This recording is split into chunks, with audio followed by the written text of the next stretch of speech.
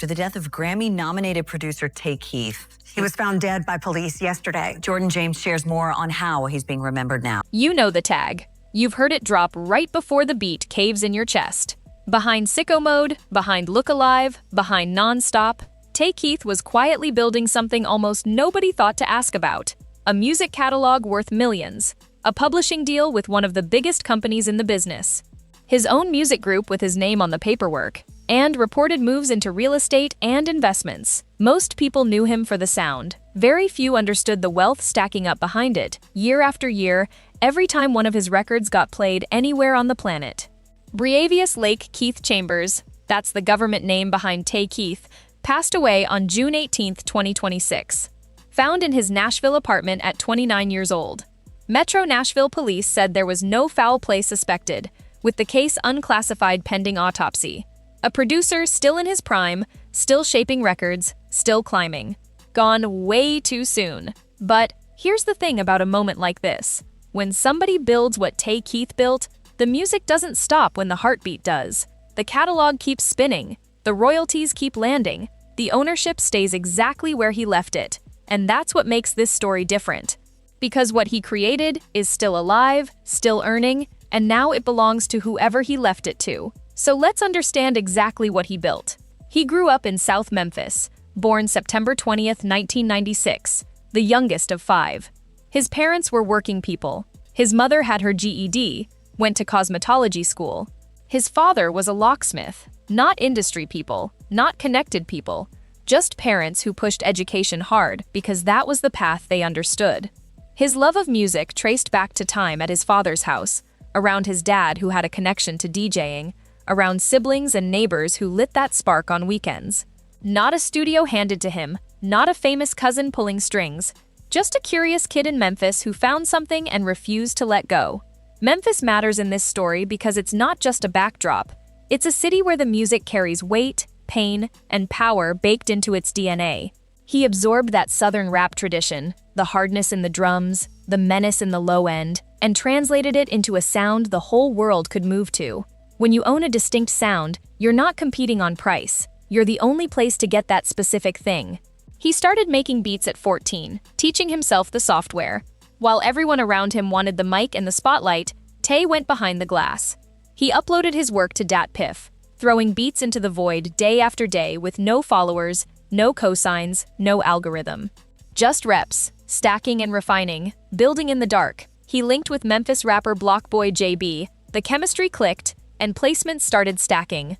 Black Youngsta, Moneybagg Yo, all while he was still enrolled at Middle Tennessee State University studying media management. He balanced classes and beatmaking, graduated December 15, 2018, a first-generation college graduate. That media management education matters because it shows up directly in the ownership moves he made later. 2018 was the year the planet learned the name Tay Keith. Look Alive for Blockboy JB, featuring Drake hit number 5 on the Billboard Hot 100, the biggest artist on the planet, rapping over a beat from a kid who was uploading to DatPiff a few years earlier. Then Nonstop off Drake's Scorpion, a global smash at number 2, streamed billions of times. Then Sicko Mode with Travis Scott, number 1, 30-plus weeks in the top 10, eventually certified diamond, his first Grammy nomination. That same stretch included Not Alike for Eminem and work across completely different lanes of hip-hop. Later came Beyoncé's Before I Let Go and Sexy Red's breakout Pound Town, 11 top 10 hits. 6 number ones on the Hot R&B Hip-Hop Songs chart, Forbes 30 Under 30 in 2025, 3-time BMI Producer of the Year, and crucially, he stayed relevant across multiple waves of rap. That breadth makes his catalog more durable because it keeps connecting with new listeners instead of aging out of one moment in time. Now here's how a producer of his level actually earns off a single song. Understanding this is the key to understanding the estate. First, the upfront production fee, payment for creating the beat, and at his caliber, that fee was premium.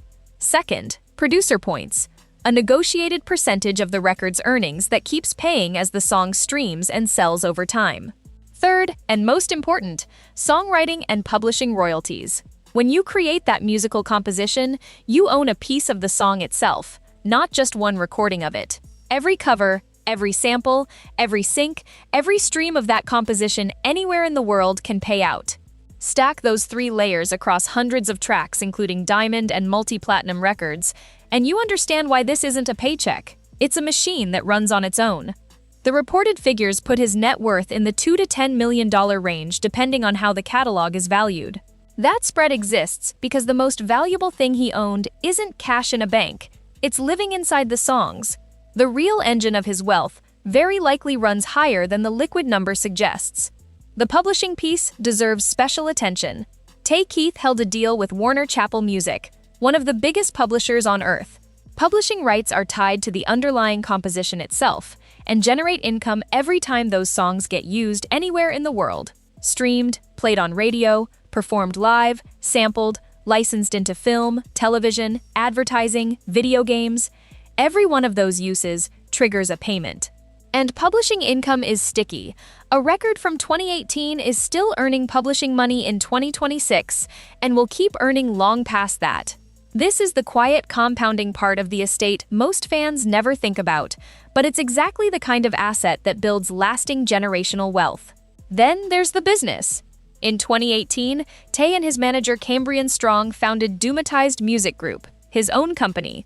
A producer who only takes work for hire is essentially an employee of the industry no matter how famous he gets.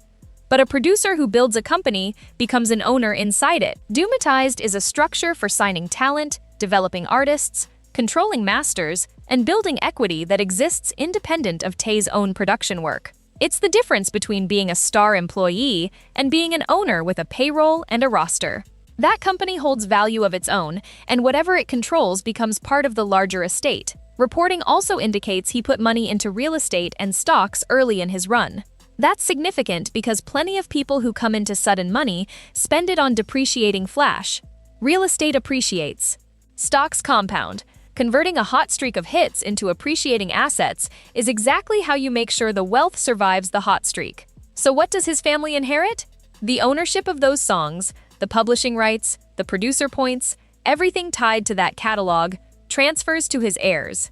And music copyright doesn't expire next year, or even in the family's lifetime. It lasts for decades. Every future stream of Sicko Mode, every play of Look Alive, every sync placement when one of his beats lands in a film or commercial keeps generating revenue. The Warner Chappell publishing income flows from the compositions themselves. The value inside Doomatized transfers. The real estate and investments pass down like any other property. That's what generational wealth in music actually looks like. Not the cars, not the chains, the ownership. The pieces of paper that say you hold a slice of a song the whole world keeps playing. Forever. And here's what makes Tay Keith's story a blueprint worth studying for anyone building something right now. He started with nothing external, no connections, no handed-down opportunities. He developed a sound that was unmistakably his, put in years of unglamorous reps when nothing was guaranteed, used the education he earned to understand the business, built a company instead of just collecting checks, and invested in things that grow instead of things that drain. Most artists, even very successful ones, never build that. They earn big, spend big, and have surprisingly little to show when the hits stop coming. Tay built the opposite, a system engineered to keep producing value on its own, with or without him in the room. The catalog keeps spinning, the royalties keep landing, and for the family he left behind, that's not just a legacy, it's a foundation. Rest in power, Breavius Chambers. The beats are going to keep dropping forever. What do you think his story can teach creators about building real lasting wealth instead of just chasing the moment? Drop it in the comments. Subscribe for more breakdowns on the business behind the music.